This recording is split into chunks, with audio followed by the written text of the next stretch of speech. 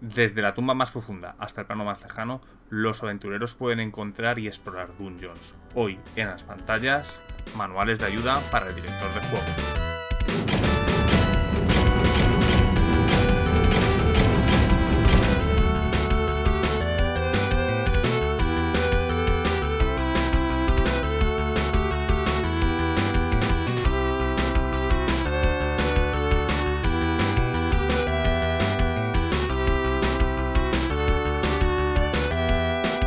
Buenas a todos, soy Ezcardan de nuevo. He estado un tiempo fuera, pero porque, bueno, he estado de jornadas y de distintos eventos y no he podido grabar. Pero bueno, lo prometido es deuda y vuelvo con este manual de planos y tumbas abiertas. Dos suplementos de ayuda para el director de juego que para cuarta edición y no son muy allá.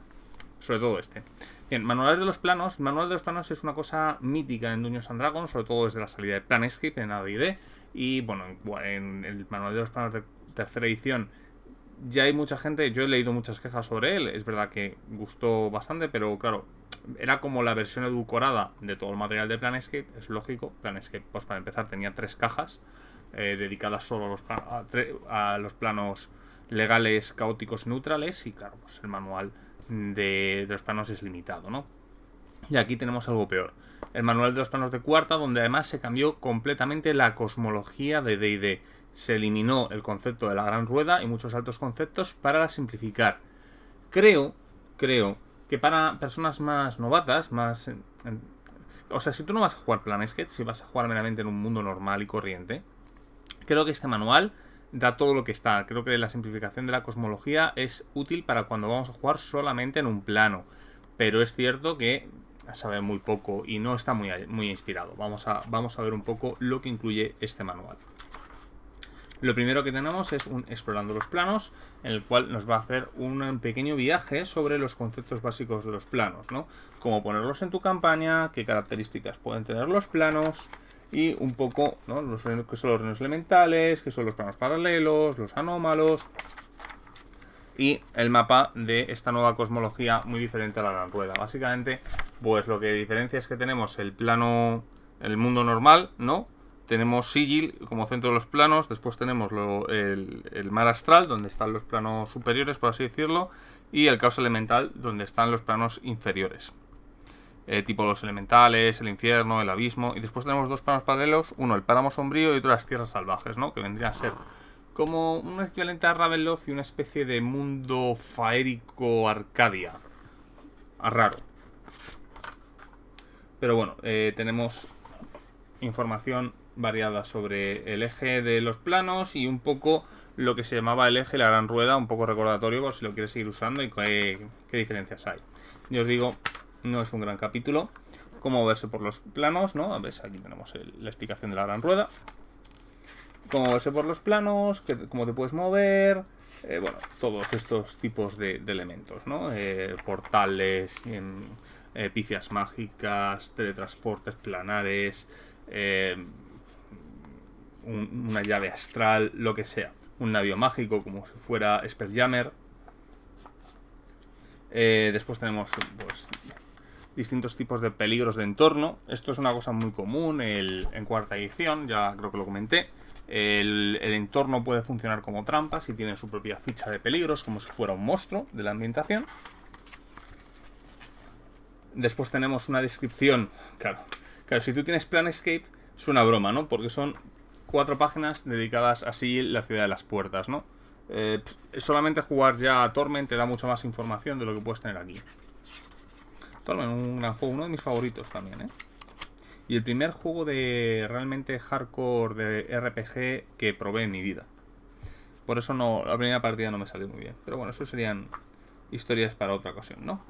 Las tierras de las hadas, ya os digo, este mundo faérico, más faérico, una especie de Arcadia un poco pasada, en parte pasada de vueltas, en parte muy típico. Nos habla de los Tuatha Dé Danann, los fomorianos, es una simplificación de la mitología faérica céltica, no con los Tuatha Dé Danann y los fomorianos. No está mal. Mucho cliché, que bueno, es lo que conviene, ¿no? Lo que pasa es que sabe muy a poco. Este plano creo que es completamente nuevo. No hay nada, no hay nada. O sea, creo que se inventó para esta edición, no estoy muy seguro. No soy un gran conocedor de D&D, por mucho que me gusta Planescape. Además, no jugamos en planos muy concretos, ¿no? Entonces no sé yo si esto existía antes. Viene, por ejemplo, un par de descripciones de ciudades y de PNJs importantes de ese mundo. Ya os digo, como gran parte de este libro, bastante olvidable, no da para demasiado. Páramo Sombrío.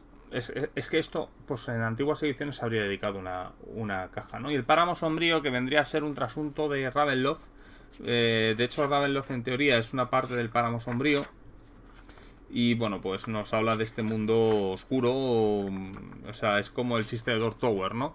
Entráis en una mazmorra oscura, en pasillos oscuros, encontráis enemigos oscuros, mientras la oscuridad se extiende ante vuestros ojos oscuros, ¿no? Y dice uno de los personajes, que creo que es Igor: joder, yo esperaba que la fantasía oscura fuera de otra forma, ¿no? Pues básicamente es esto. Es una forma muy maniquea de lo que vendría a ser el Páramo Sombrío, o bueno, es el Páramo Sombrío, perdona, las Tierras del Terror y ese tipo de cosas. Es una forma súper maniquea. Si habéis leído la guía de Innistrad de The Adventure, o creo que también, no sé si es original o es una traducción, alguien también tiene la española, lo que pasa es que esa no la he visto, o el propio Ravenloft, os va a dar mucho más material que esto. Es más, la propia Maldición de Strahd de quinta edición ya es mejor que todo esto. Una lástima, porque tendría potencial, pero claro, le estás dedicando más o menos 15 páginas por plano.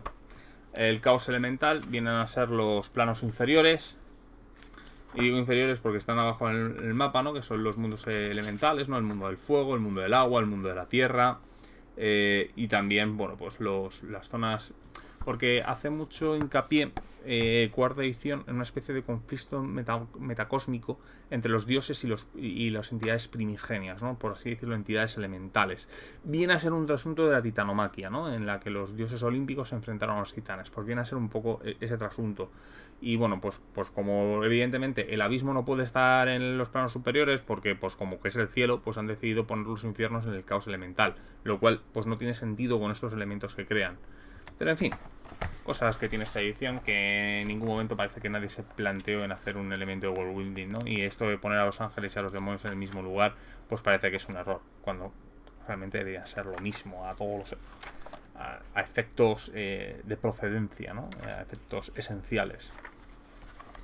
Pero es una cosa que yo, que soy un disidente, que pienso que en Aquelarre los demonios deberían de ser racionales, pues son cosas que tienen, ¿no? Sobre todo con los preceptos de la tercera edición. Pero en fin, ya os digo, locuras que se me ocurren a mí. Lugares de interés. Aquí vienen. Es muy interesante esta parte. Aquí es que, claro, ya conozco un poco más, porque estas partes ya sí me he leído material antiguo. Vienen muchas semillas de aventura y muchas cosas que hacen muchos guiños con el anterior, pero claro, cuando tú el abismo era un libreto en sí mismo y aquí está reducido a una columna que vendrán a ser unas 600 palabras, pues imaginaos lo que eres, ¿no? Ya os digo, no está muy bien. La ciudad de bronce, una ciudad que tiene dentro de la campaña de los planos caóticos, quiero recordar que los planos caóticos, me da igual, esto tiene suplementos enteros solo para la ciudad de bronce, ¿no? Y aquí está maniqueado a un mapa y 2 columnas. No merece mucho la pena. Ya os digo, este libro es decepcionante en todo momento. Yo me lo compré pues porque me gustaba, porque siempre me gustan los manuales de planos, pero no es muy malo. Bueno, el mar astral, sobre navegar el mar astral y los planos superiores, viene a ser una burda explicación de lo que era Spellhammer. Spellhammer dedica libros enteros a lo que aquí dedican 2 páginas. Entonces lo mismo, si sois veteranos no tiene ningún sentido. Y incluso si juegues, este es un libro que no recomiendo para leer de ninguna forma, o sea, ni siquiera como curiosidad histórica. Coger otro manual de planos va a ser mucho interés. Pierde todo, o sea, no es como por ejemplo algunos libros que pueden ser curiosos de por forma histórica, como el que vamos a ver después, pero es que este no merece la pena en ningún momento. Tenemos lo mismo, algunas ciudades importantes, algunos elementos de los planos importantes, pero vuelve a ser un punto. Hay que decir que parte de los planos malvados, por así decirlo, ¿no? Como por ejemplo el Pandemonium, hay algunos lugares del infierno que sí están aquí, pero no le termina, no sé, no, a mí no me termina de convencer este libro, por mucho que intenten arreglar, ¿no? Lo que pasa es que yo pienso, por ejemplo, que en el caso del infierno debería de compartir el mismo lugar, pero bueno, comparten parte. La parte legal de los demonios sí está, ¿no? Porque hace un elemento muy maniqueo. Es que a mí la definición de ley, caos y neutralidad de D&D, que es un homenaje al Rick, pero es que pues no llega al Rick, ¿no? Es como intentas, no sé, tío, intentas ser, yo qué sé, una deidad y no te quedas ni, en fin, no llegas. Iba a decir una burrada, pero me la voy a ahorrar. Bueno, monstruos de los planos. Es que me cabrea mucho este libro porque es muy malo. Ni siquiera las ilustraciones me salvan. No tiene grandes ilustraciones como otros libros que al menos pueden un arte bonito, ¿no? Más monstruos de los planos, plantillas. Las plantillas siempre molan. Me gustan mucho las plantillas, casi más que los monstruos. Tiene todo lo que hablamos del manual de monstruos. Es decir, que le pasa un poco como el manual de monstruos 1, del cual surge este. Aquí ya empieza a tener algunas correcciones, pero no llega al nivel. Y un poco de reglas de personajes si queremos hacer personajes de planos, ¿no? Con sus propias sendas de parangón. Por ejemplo, tenemos uno para el paladín, que es el caballero de Celestia, ¿no? O un capitán de la sombra, que es para señores de la guerra, depende, con sus propios requisitos. Y después creo que teníamos un par de clases épicas. No, ni siquiera teníamos clases épicas, solo parangones. Y después tenemos lo que a mí me gustaba mucho de cuarta edición, que son el tema de los rituales. A mí los rituales creo que es la gran idea y la gran incorporación de cuarta edición. En eliminar estos conjuros de utilidad que anteriormente ocupaban espacios de conjuros y que, claro, cuando los cogías pues eran muy buenos, pero la mayoría de las veces estaban quitando espacio, ¿no? Y además el concepto de elegirlos previamente, pues muchas veces estos conjuros de utilidad, sobre todo si eras hechicero, eran un puto problema.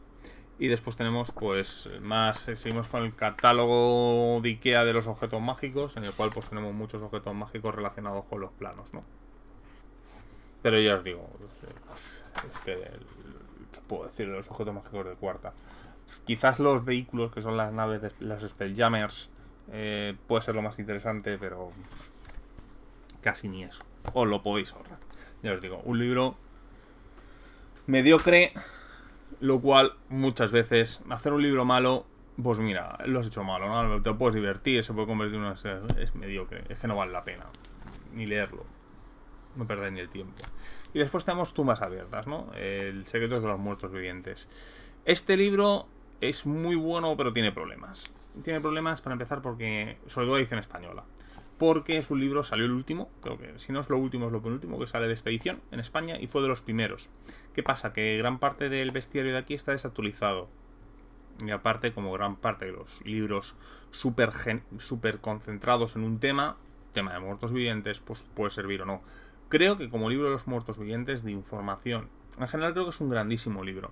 Como manual de cuarta está muy desfasado, no merece mucho la pena, pero creo que aquí tenemos muchos conceptos muy interesantes que merece la pena leer. Ya os digo, este libro yo lo disfruté muchísimo. Yo, a pesar de dirigir Darsan, me lo compré para dirigir en las tierras de Obsidiana. Lo que pasa es que nunca llevé allí en mi campaña, pero era mi idea, ¿no? Utilizar gran parte de estas ideas para las tierras de Obsidiana. Que, cortando, es una zona del sur de Darsan que nunca está muy descrita, es como una especie de desierto hecho de obsidiana en el que pues la gente muere, ¿no? Porque pues no crece nada, pues, un lugar de piedra y está lleno de no muertos. Entonces, yo me he leído casi todo Darsan y no he visto que entren en profundidad en ningún lugar. Así que creo que nunca se describió, más allá de que era un sitio muy horrible. Más que nada porque se fueron al norte y al oeste. El oeste, además, la sabana de los vikings, que me parece que es un suplemento que es buenísimo. O sea, es una bizarrada. No al nivel del último mar de Darsan, que... o sea, eso sí que merece la pena. Eso sí es un suplemento malo y merece la pena como curiosidad histórica y aún así merece ser leído. Porque es que es tan malo que solo te puedes reír, ¿no? Rompiendo todos los conceptos de Darsan con la ilustración de las elfas tomando el sol en bikini mientras tienes un elfo haciendo surf en la parte de atrás. O el concepto de los 3 orbes de obsidiana, ¿no? Con cada uno tiene encerrado un psiónico que dirige la ciudad. Muy loco el suplemento, malísimo, no tiene nada que ver con Darsan, pero es lo que decía. No es mediocre, o sea, es malo, te lo diviertes muy bien. Es muy chulo leerlo, ¿no? Y en cualquier otro lugar que no fuera Darsan quedaría de puta madre. Pero bueno, es lo que hablábamos antes de la mediocridad, ¿no? Ese no es un suplemento mediocre, es meramente malo. Pues al contrario que el manual de los planos. Bueno. Conocimientos de los muertos vivientes. Las ilustraciones de este libro sí son buenas. Es verdad. Es una mezcla de WoW con Warhammer. Ahí con el no muerto sobre la especie de Draco dirigiendo a las legiones de no muertos. Pero me parece brutal. Esto sale en un libro, en un Battleton, en un Ejércitos Warhammer de toda la vida, en la portada del libro de los muertos vivientes, si te lo crees, porque mola un cojón. Pero bueno, conocimiento de los muertos vivientes, pues cosas generales sobre los muertos vivientes, ¿no? El tema del alma, los pecados, cómo se crean, cuáles son sus orígenes de diversos tipos, ¿no? Cuál es la fisiología, la anatomía. Estos son libros como el Draconomicon. El Draconomicon es un libro que a lo mejor no usas en tu puta vida, pero es que lo interesante que es leerlo, y a este le pasa lo mismo, ¿no? Fisiología, estos son los bestsellers, de verdad. Los bestsellers temáticos de este estilo son los buenos. Un poco como me pasa el libro de las tierras sombrías de Kunimo Kuni, que para mí es uno de los pináculos, ¿no? Los puntos de vista el punto de vista, los psicológicos, la moralidad de la nigromancia, cómo funciona en la sociedad, ¿no? Organizaciones no muertas, de nigromantes.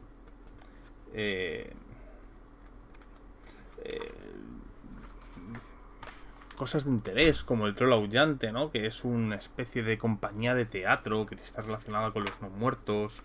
Monstruos, ya os digo, los monstruos de aquí son muy malos porque están desactualizados, están hechos con la versión 1. Y claro, aquí mucha gente está acostumbrada a los del 2, incluso los del 3 cuando salió en España. Pero este libro es muy bueno desde el punto de vista del material de trasfondo, lo que llaman los americanos el fluffy, el lore, la pelusa, como queréis llamarlo. Y que a mí me mola un montón, yo creo que es lo mejor, ¿no? Cómo funcionan los muertos vivientes en el páramo sombrío. Con por ejemplo la reina cuervo y los caballeros del cuervo, que, o sea, Orcus, ya os digo, son 23 páginas en las cuales no se desperdicia una sola coma. Es muy buena ese primer capítulo. Después tenemos la guía de director de juego para los muertos vivientes, el capítulo 2. De nuevo con esta ilustración ahí de la elfa luchando en esta especie de barco fantasma. Las ilustraciones de este libro, ya os digo, molan mucho, ¿no? Encuentros sociales, con todo el tema de no muertos, ¿no? Cómo tener una audiencia con el liche, o cómo conseguir un paso seguro en una zona de no muertos, ¿no? Lugares embrujados y de terror, crear historias de fantasmas, aventuras de muertos vivientes, cómo meterlos, ganchos de campaña y de aventura, plantillas de no muertos. Por ejemplo, una cosa que es, por ejemplo, 3 campañas que tengan que ver con un reino vampírico, de diversos niveles de poder, artefactos, o sea, objetos mágicos de verdad, de los que te dedican 2 páginas a solo describir la historia y los conceptos del objeto. Que vale, que mecánicamente son una mierda y que tampoco es para echar cohetes, pero Dios, le han dedicado más de una línea del departamento de Ikea, ¿no? Porque los objetos mágicos de este juego le falta tener la referencia y en qué estantería están para que los cojas y te los lleves. Es el McDonald's del objeto mágico, ¿no? Pues aquí tenemos los artefactos, que además tienen los artefactos. Lo chulo que tienen en cuarta es que se va vinculando a ti, depende de las decisiones que vas tomando, ¿no? Puedes sacarle más poderes, eso me gusta bastante. Rituales que tienen que ver con no muertos, vuelvo a repetirlo, a mí me gusta mucho el concepto de rituales de esta edición. Pues aquí tenemos más, ¿no? Otra ilustración de estas, ya os digo, sobre todo las doble páginas mola un montón. Aquí tenemos los guaridas de muertos vivientes, con más cuestiones sobre los muertos vivientes, ¿no? Liches que viven en semiplanos, que tienen, por ejemplo, uno muerto que tenga un grupo de gules que viva en una casa abandonada. Son distintos tipos de guaridas que pueden tener, ¿no? Con sus mapas, las cosas que puedes encontrar, rumores, ideas de aventuras, mini dungeons, bastantes cosas, ¿no? De entorno y de tal. Algunas se pueden jugar, otras vienen pues un poco más, por ejemplo, un dungeon de ejemplo completo. por ejemplo, unas ruinas de un campo de batalla donde pues se han alzado los muertos, de todo un poco. La verdad esto mola bastante. Es verdad que dedican demasiado tiempo a lo de escribir lo que es estas aventuras y dungeons de ejemplo, ¿no? Pero bueno, pues son de ejemplo, que tampoco está mal. Te pueden servir, ¿no? Por ejemplo, pues viene un mausoleo con todas las localizaciones de un mausoleo y lo que te puedes encontrar allí. Creo que le dedican demasiado espacio por cómo están hechos este elemento en cuarta, pero no está mal, ¿no? Una necrópolis, algunos son famosos, otros vienen de aventuras antiguas, intentan hacerle un guiño a los viejos jugadores. Ya lo que lo consigan o no, yo no soy un gran jugador de Dungeons, yo lo vuelvo a repetir. Mis inicios no están metidos en Dungeons, sino que están en Rolemaster. Entonces hay muchas de estas cosas que además muchas de ellas no llegaron a España, con lo cual pues yo no las pude jugar en su momento ni las pude leer. Por ejemplo, me gusta mucho, ¿no? El cadáver astral, que es por ejemplo, uno muerto que está metido en una especie de entidad gigantesca, ¿no? Como puede ser el cráneo de Guardianes de la Galaxia, ¿no? O este tipo de cosas que están viviendo dentro de un bicho súper grande. Y bueno, después venimos un bestiario, que claro, esta es la parte que más se quejaron. Este libro fue muy criticado, sobre todo por esto, porque se dijeron, ¿qué narices hacéis sacando esta mierda cuando todo el bestiario está desactualizado y no merece la pena? Yo os digo, este libro merece mucho la pena. Os jugáis a... Es verdad que la parte de reglas no tanto, y como todo lo de cuarta dedica mucho, pero están muy baratos los libros de cuarta de segunda mano. Y ya os digo, el bestiario, el problema que tiene es que está desactualizado.